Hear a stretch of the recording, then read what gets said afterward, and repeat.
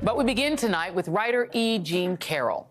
Long before her name became synonymous with Donald Trump and her 1990s encounter with him in a New York City department store where he was found to have sexually abused her, she was known as a trailblazing journalist, a pioneer in the world of literary journalism. Her works have been published in countless magazines for decades. Readers took to her Ask E. Jean advice column to help solve their problems. She even hosted her own Ask E. Jean show on this very network's predecessor, America's Talking, in the mid-1990s. The biggest manhandling trick of all is to know that there is no trick. All you have to remember is that you're a woman, and if you're a woman, you're precious. But like many victims of sexual abuse, she did not speak out about her encounter with Trump for a long time. And when she finally did in 2019, she says her life was forever changed. That is because for the past 4 years, she has had to endure defamatory attacks from Trump that she says derailed her career, wrecked her reputation, and threw her daily life into chaos. But don't take it from her. A federal jury agreed last year, finding Trump liable for both having sexually abused Carroll in the 1990s and for defaming her in recent years. Now, remember, Carroll is just one of more than 24 women who have accused Trump of sexual misconduct. She is the only one thus far who has received her day in court. And today, for a second time, she took to the witness stand to reveal in detail what the relentless attacks from the former president and his followers, which she said sometimes amounted to hundreds a day and included graphic death threats, have done to her. The big difference this time around is that she did so with her attacker, Donald Trump, sitting just feet away from her in the courtroom, making this week the first time the two have been in the same room together in more than 25 years. And as you would expect with Trump, he brought the drama, causing disturbances during her testimony to the point where Judge Lewis Kaplan threatened to expel him from the courtroom. And he wasn't alone in causing problems. Trump's lawyer, Alina Habba, was also rebuked multiple times by the judge. And with a prior jury already having found Trump liable, the only question this jury has to decide is what Trump's defamatory comments while he was president and his continued attacks on her have cost her in terms of her career, her reputation, and her emotional distress. Joining me now is MSNBC legal analyst Lisa Rubin, who was inside the courtroom today, and Claire McCaskill, former senator from Missouri, MSNBC political analyst and co-host of the How to Win 2024 podcast. Thank you, ladies, for being here. I do want to start with you, Lisa. Talk about the scene inside that courtroom today.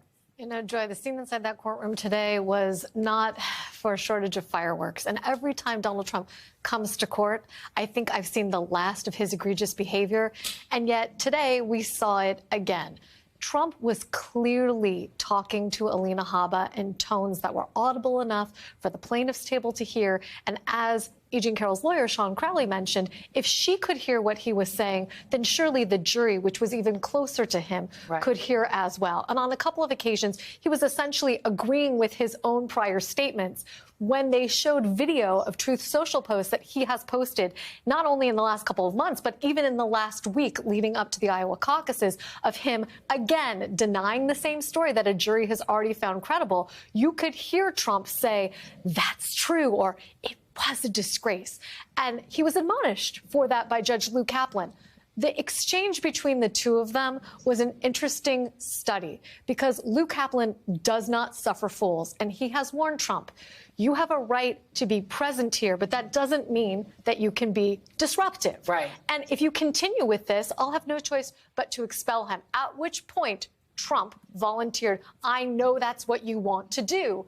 And Judge Kaplan responded, sort of more in sorrow than in anger, you just can't help yourself under these circumstances. What I didn't hear, but what the Associated Press is reporting tonight, is that Trump then shot back, and neither can you.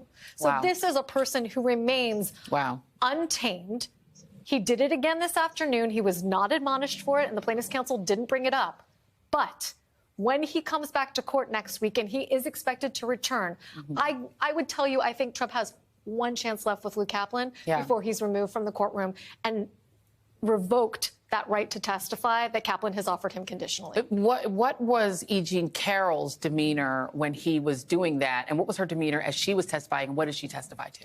So E. Jean Carroll's demeanor today, fortunately for her and for her side, was just as stoic and quietly graceful as it was during the first trial. If Donald Trump's presence was bothersome to her, you could not tell in her testimony. However, there was one point where she was on the verge of tears, where she was being asked to read a Twitter message that said in the most vile terms, basically, that she should kill herself. Wow. And she was on the verge of tears.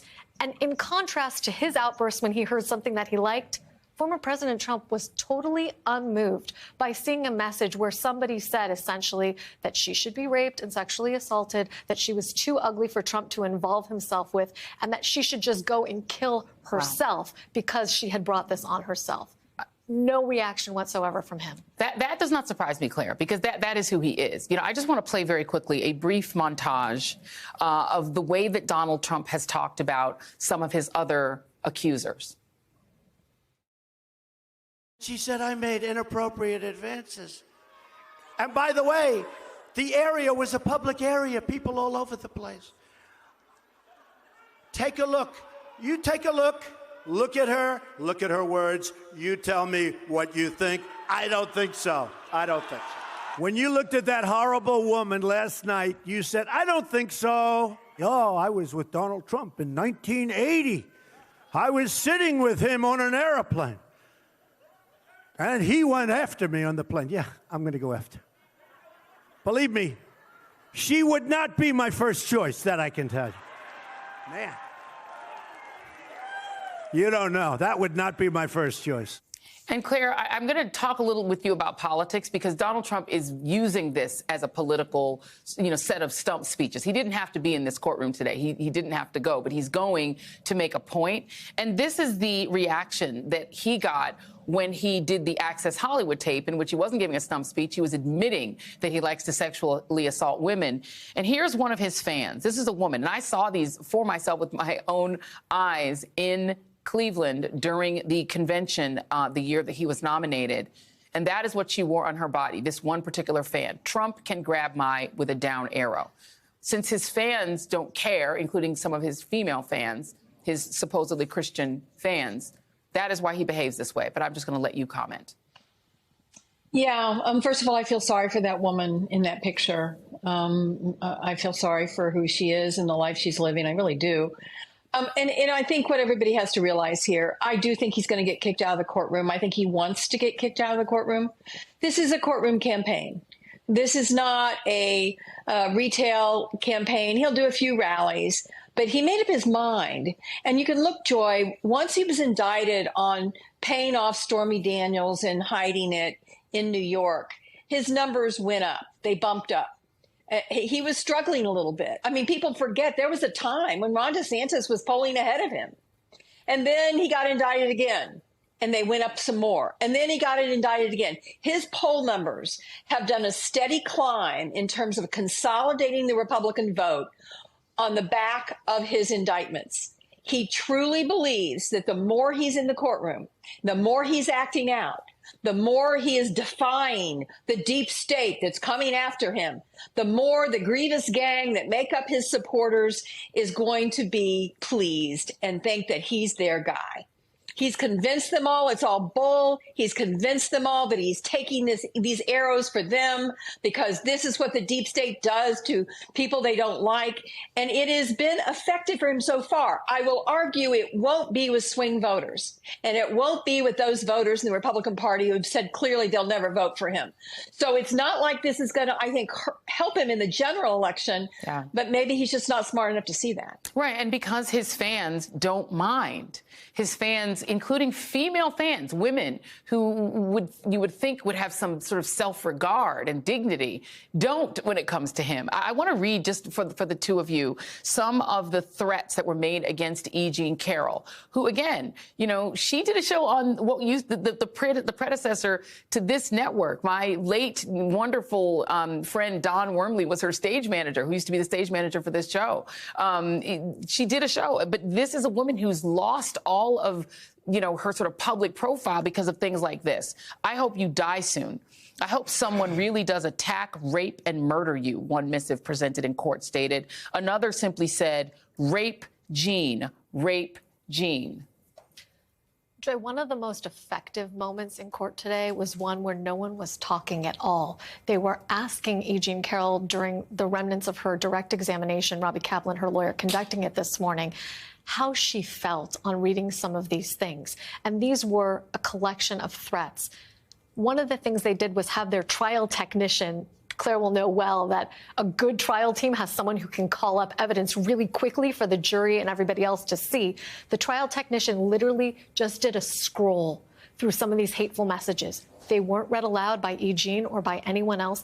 They were just there for the jurors and everyone present to look at and gawk at and digest. And I have to tell you, whether said aloud or just absorbed silently, the shock doesn't wear off that everyday Americans can be that vile in their speech. But I'll tell you one thing. The jury who last May found E. Jean Carroll's story credible, who said that she was both defamed and sexually assaulted, those jurors aren't the deep state. Right. They're ordinary people. They're not partisan hacks. Right. They don't get on the jury if they're partisan hacks, right? Yeah. So they're not deep staters. And the thing I keep coming back to Claire's point about swing voters, is Judge Kaplan opened this trial by instructing prospective jurors, here are the facts that you need to assume are true. A jury has found former President Trump liable for sexually assaulting E. Jean Carroll by forcibly inserting his fingers in her vagina. And I'm sorry that this is a family show, but I want to say to swing voters, that's the guy who's likely going to be the Republican nominee for president. Yeah. And that is a true fact found by a jury of his peers several months ago. That is your nominee. So you need to make a decision about whether you're going to stand with someone who's a sexually assaulter or not. Yeah, indeed.